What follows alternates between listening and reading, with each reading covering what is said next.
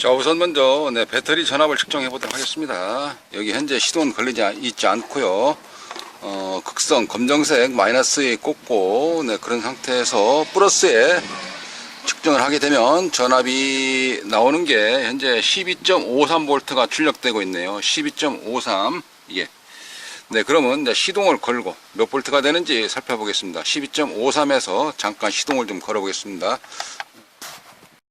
시동을 걸고 나니까 덜덜덜덜덜 해서 소음이 들어가죠. 자, 이런 상태에서 시동이 걸렸을 때에 아까 12.53에서 측정을 하게 되면 몇 볼트 나올까요? 14.7, 14.73. 그러니까 배터리보다도 약간 높게 전압이 차량에서 나와야 충전한다. 이런 뜻이겠죠. 이런 과정은 정상입니다. 다시 좀 시동을 끄고요. 지금 측정한 경우는 디지털 멀티 테스터라 해서 일반 전자기기 수리할 때 많이 사용하는 거죠. 이거를 잠시 한쪽으로 내려놓고, 자, 이번에는 이쪽에 배터리 전문 테스트기 가지고 측정을 한번 해보도록 하겠습니다. 이쪽에 잠깐 혼자 하다 보니까 또 현장에서 좀 카메라가 어수선하게 흔들리는 점 이해를 좀 부탁을 드리면서, 크레바스에 빠졌네요. 이게 전문가용, 전문용 배터리 성능 테스트기인데요. 이쪽에 플러스를 연결을 하고,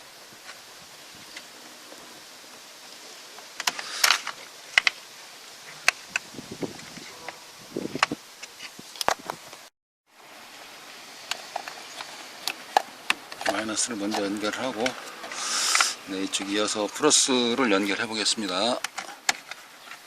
전원이 이쪽에 배터리 전원으로 연결돼서 구동하는 건데요. 여기에서 엔터를 눌러보겠습니다. 현재 설정은 확인으로 되어 있는 상태고요.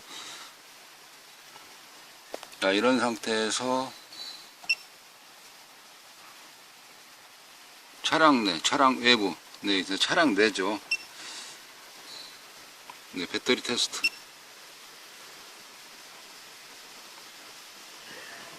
내용 설명 서 있는 대로 한번 해보시고요. CCA 값, 콜드 커런트 암페어인데 어렸을 때 출력을 낼 수 있는 성능 값을 이야기하는 겁니다.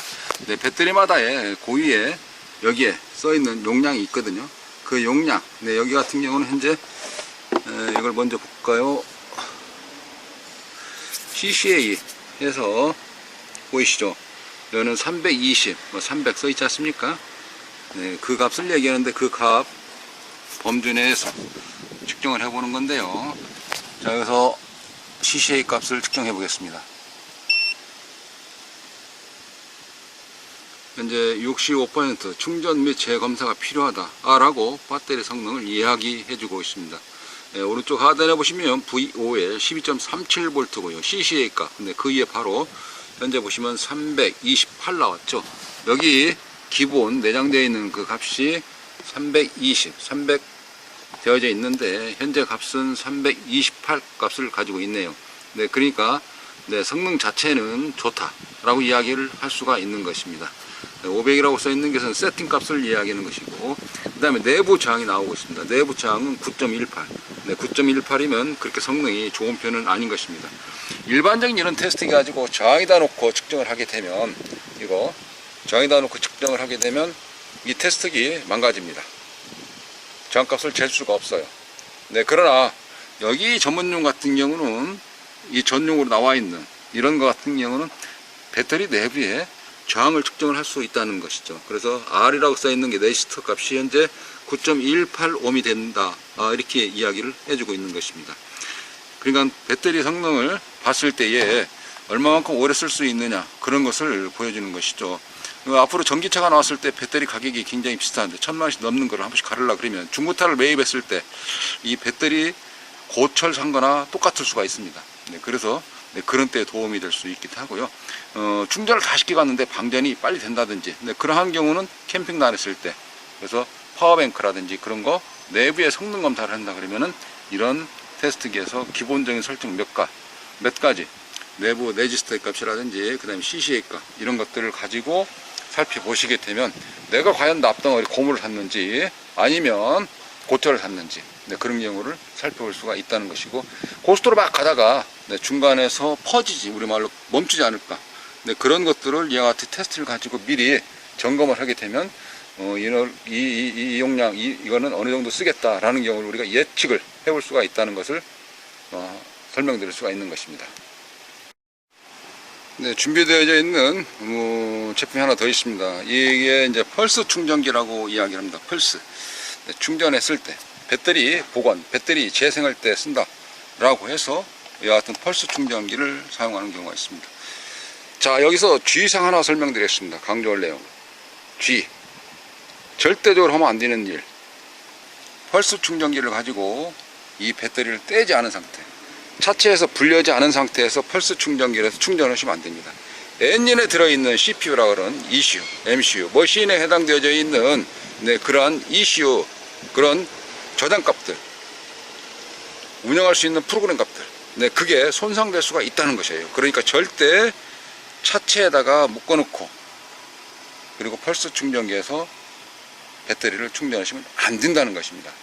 자, 그러면 제가 그 이유를 배터리 뺀 상태에서 충전하면서 왜 안 되는지를 이제부터 설명을 드려보도록 하겠습니다. 네, 제가 배터리 두 개를 준비를 좀 해봤습니다. 자, 그러면 아까 차량에서는 시동 걸면 제너레이터에서 발전기가 충전해서 나와서 그 과정을 살펴보았는데요. 이번에는 여기에서 해보도록 하겠습니다. 자, 여기 극성 조심해서 항상 꽂으시고요. 이렇게 마이너스 검정색, 네, 그 다음에 플러스 빨간색 연결을 하면 네, 차체 전원으로 테스트를 하고 있거든요.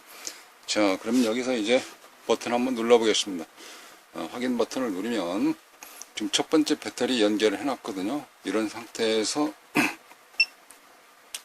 확인 눌러서 이번에는 차량 외부, 아까 차량 내부에 썼는데 시동 거는 과정이라든가 테스트도 거기에 따라서 결과치가 다르게 나오겠습니다만 이번엔 차량 외부죠. 메뉴들은 여러 가지가 많이 있습니다.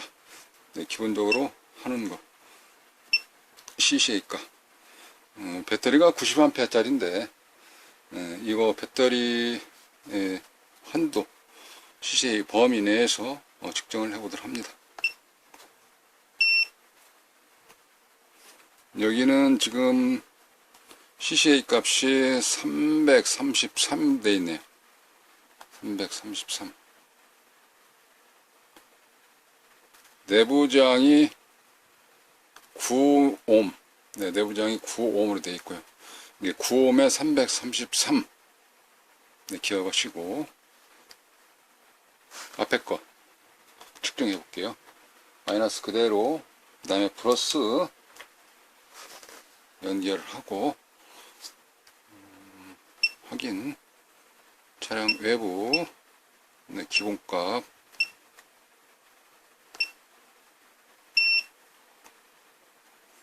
아까 이게 333이었죠. 이거 같은 경우는 540이 나와요. 저 배터리가 훨씬 좋다는 거죠. 수명이 오래 쓸 수 있다는 거예요. 540. 그리고 내부 저항이 배터리 아까 9옴이었죠. 이거 첫 번째 거 9옴이었는데 이거 같은 경우는 몇 옴이냐면은 5.565옴. I는 이끌어 R분의 2. 저항이 적을수록, 즉 저항이라는 거, 밀어내는 거를 막는 힘이 크면 클수록 안 좋은 거거든요. 그러니까 그 자체에 여기에 있는 거는 5.565옴에다가 네, 그 다음에 CCA가 540 이렇게 되어 있네요. 네, 그러니까 이쪽에 지금 현재 CCA라고 써 있는 게 네, 기본 값들이 네, 다 써 있거든요. 이게 몇이냐면은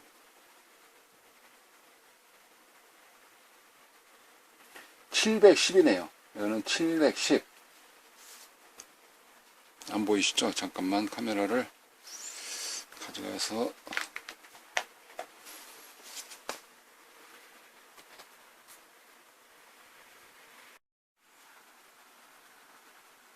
카메라를 떼서 가까이 좀 가서 살펴보겠습니다. 여기 같은 경우는 CCA 값이 710A라고 써있네요. 710A. 아까 여기가 지금 현재 CCA가 540 나왔죠. 540. 그 다음에 저항이 5.56 설명드렸고, 일단 CCA 값만 설명드리면 여기 540. 기본이 얘가 가지고 있는 그 값이 710인데 710에서 540 빠지니까 그만큼 성능이 떨어졌다, 이렇게 표현할 수 있습니다. 이쪽 거 같은 경우는 어떻게 될까요? 이쪽 거는 좀 돌아서 봐야 되겠네요. 살짝 돌아서 봐보면은 여기도 CCA 값을 보기 위해서 글자를 확대해서 보면은 기본이 710으로 되어 있죠, 그죠? CCA 값이 여기서 마이너스 18도 기준이네요. 그런 상태에서 출력을 낼 수 있는 암페어 힘이 710인데 아까 이거 같은 경우는 333 나왔죠. 절침에 이거는 333 나오고 이거는 540인가요? 이거 지금 이 배터리는 성능이 안 좋다. 이러한 경우를 샀을 경우는 오래 가지를 못한다. 뭐 전동지게차 같은 경우라든가 전동차, 전기차 이런 그 배터리로 움직이는 차량 같은 경우는 배터리 가격이 굉장히 비쌉니다. 100단위가 넘고 전체를 다 달게 되면 1000만원 단위가 넘는데 그것도 이런 계측기 하나에 따라서 내가 좋은 배터리 중고 제품을 사느냐 아니면 고철 같은 거 잠깐 사다가 또 장거리 가다가 우리말로 퍼진다 하듯이 멈춰 가지고 내 칼을 부른다든지 또는 약속 시간을 어긴다든지 그런 불편함들이 많이 초래할 수 있는 불안 심리를, 그래서 미리 배터리에 대한 관계 지식을 좀 알고 계시면 비용 처리라든가 난감한 상황이 이만큼 줄어들지 않을까 라고 하는 컨셉으로 한번 잡아보았습니다. 네, 그러면 이어서 니플이 무엇이냐라는 걸 한번 살펴보도록 합니다. 자, 이쪽에 일반적으로 한다 그러면 오실로스코프를 가지고도 많이 사용을 하는데요. 이쪽에 배터리 테스트기를 가지고 한다 그러면 그대로 물려놓고 그 다음에 플러스 빨간색 연결을 해 볼게요. 자, 연결을 했죠. 자, 그렇게 되면 여기에서는 이제 메뉴가 웨이브 폼 두 번째로 내려놓고, 네, 그리고 나서 하게 되면 선이 쭉 가고 있는 거, 저게 이제 니플, 네, 맥류를 검사하고 있습니다.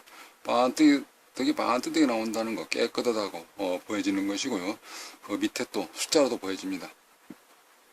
네, 보시면 맥시멈 값 12.5V, 그 다음에 미니멈 값 12.5V. 이거는 친 것이 없다는 거죠. 반듯 그대로 보여주고 있습니다. 그리고 일반적으로 전자 쪽에 선다 그러면은 이와 같은 오실로스코프를 가지고 사용을 하는데요. 그 상태에서 한쪽은 이쪽을 묶어놓고 그리고 여기를 측정을 해보면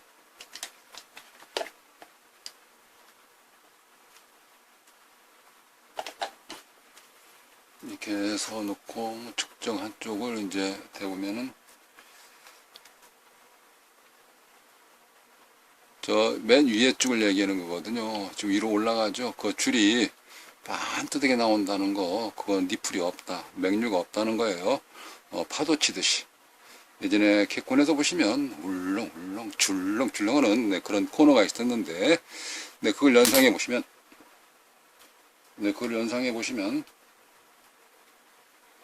예,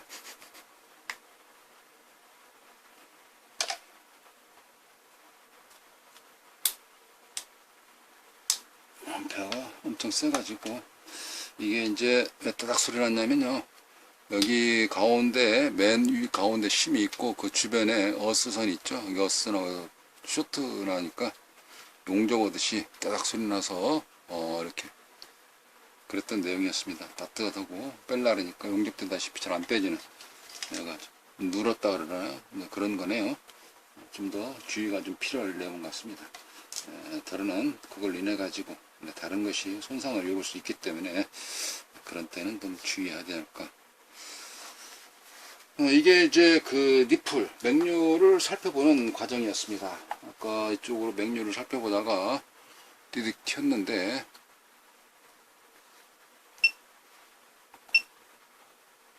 지금 쭉 나오는 건 여기는 테스트 시간적 여유가 필요하고, 여기 전용 테스트 같은 경우 오실로스코프로는 바로 나오고, 네, 그런 특징 차이가 있다고 보시면 되겠네요. 그 다음에 밑에 또 숫자로도 같이 보여주는 그런 과정을 지금 테스트해서 보고 계십니다.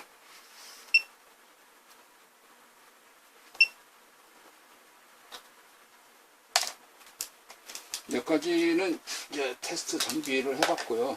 이번에는 이게 이제 펄스 충전기라고 이야기를 하거든요.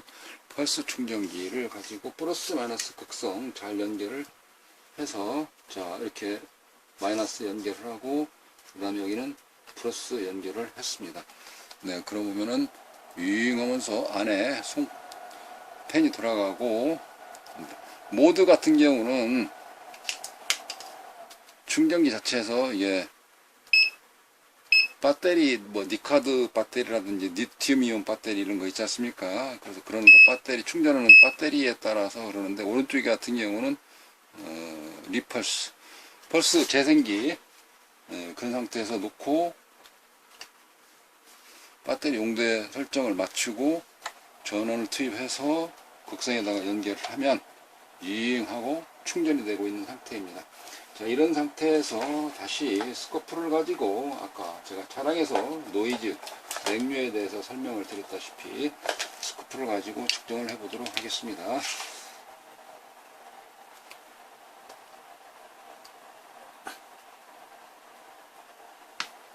이렇게 하고 오른쪽에 찍어보면, 아까 기억을 해보시면 아까 같은 경우는 반트대인데 지금은 듬성 뭐가 튀듯이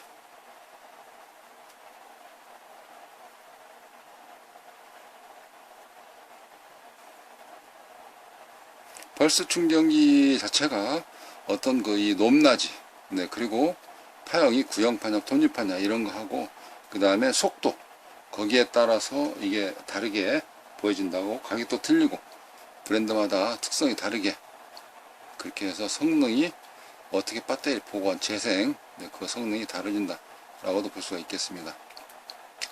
여기가 지금 높낮이가 좀 출렁출렁 그러지 않습니까? 네, 그러니까 이런 경우는 현재 충전하는 상태를 보여주는데, 일반적으로 배터리 충전기에서도 네, 그런 과정은 볼 수가 있는데요.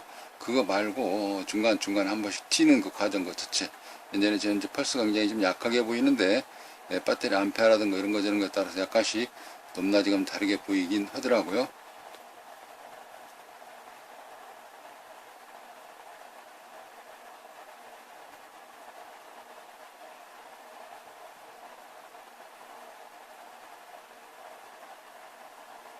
네, 이런 그 펄스 충전기인데 지금은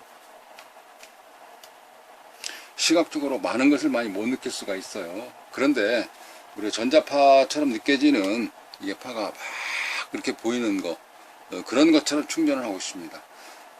이 안에 있는 납셀을 막 떨면서 충격을 주면서, 그러다 보니까 그런 파형이 들어가다 보면 어떻게 되겠습니까?